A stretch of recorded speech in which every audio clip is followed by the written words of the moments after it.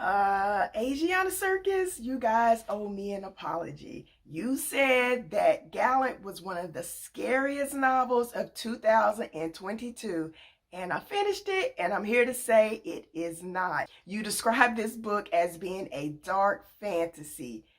Dark, it is not, and I will use the word fantasy a little loosely to describe this novel. I am thinking that whoever wrote this article either didn't bother to read it, or they're the type of person that believes that if a book contains ghosts, or in this case ghouls, then it should be listed as scary. And in my opinion, that's like saying Beetlejuice is scary.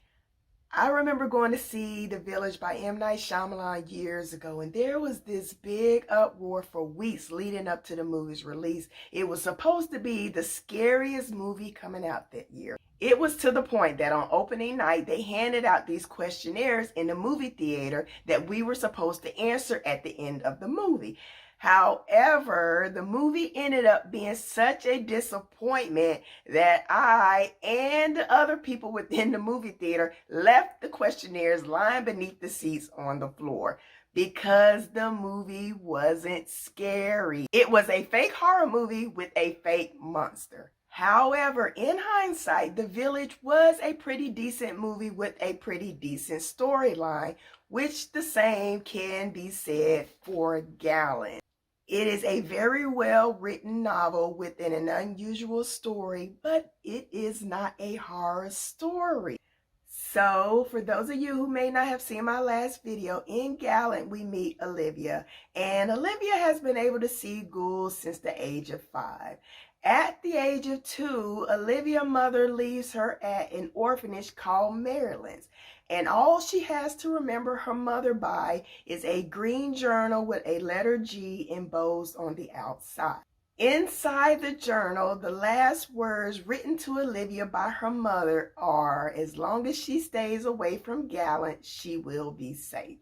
But of course, Olivia returns to Gallant, and while she's there, she's able to see the ghost of her ancestor, and she meets her cousin Matthew, who is adamant that she leave.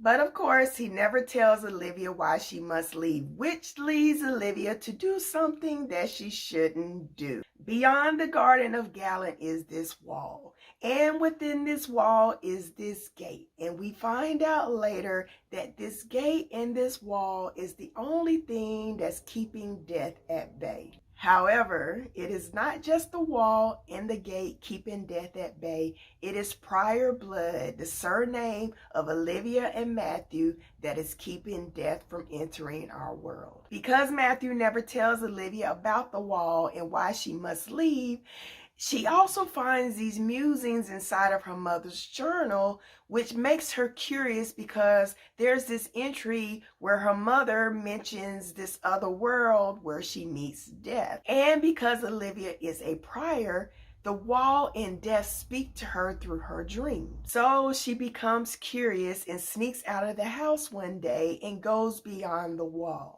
Behind this wall is sort of an alternate universe. There is an opposite version of Gallant. But here this world is dark and gray, and everything here is dying, and the version of Gallant in this world is crumbling. Here Olivia meets another set of her ancestor, which are ghouls, and she later finds out that they gave up their lives to keep death behind the wall the first time he broke free.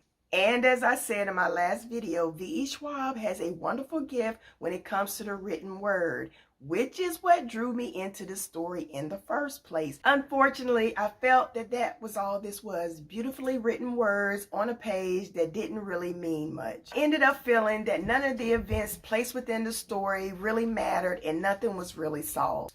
I mean, there were little nuggets placed within the story that helped Olivia when she became cornered by Death and his shadow soldiers, but that was really it. I know that there are people that believe that a character has to grow in order for a story to be good.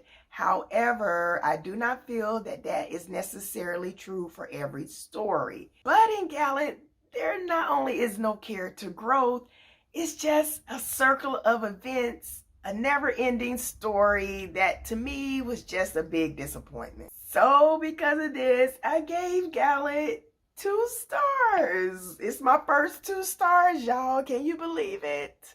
So if any of you have read Gallant and you have a different opinion, let me know in the comments. And if some of you feel the same, let me know that as well. So that concludes today's video. I hope you enjoyed it. Thanks again for watching. Until next time, take care, stay safe, and try to do something nice for a stranger so we can all do our part to try to make this world a better place. A better place.